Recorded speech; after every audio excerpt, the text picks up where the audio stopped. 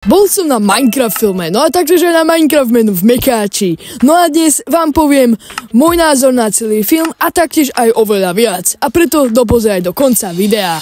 Deň, na ktorý som dlho čakal, konečne prišiel. Stalo som skoro ráno, ale ešte predtým, ako som pozrel samotný film, som musel prísť otestovať Minecraft menu v McDonalde, ktorého som mal úprimne veľké očakávanie, pretože predsa len stalo 12 eur a bolo tam nejaká hračka, hamburger, hranolky, špeciálna omáčka, na ktorý som bol celkom zvedavý. Takáto hračka mi proste padla. Nebolo to úplne najlepšie.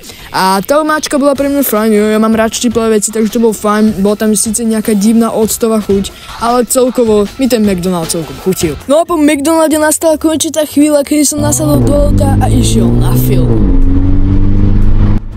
Musím sa taktiež priznať, že k samotnému filmu som nemal žiadne veľké očakávania. Bol som taktiež skeptický, ale zároveň aj zvedavý na celý film. Poviem vám, že moje obavy boli úplne zbytočné. Z filmu som bol úprimne spokojný a film prečil moje očakávania. Čo by som vytkol, bol ten dej. Ten mi prišiel taký jednoduchý a myslím si, že by bolo lepšie, keby to zakončili tým, že by porazili Ender Draka alebo niečo takéto.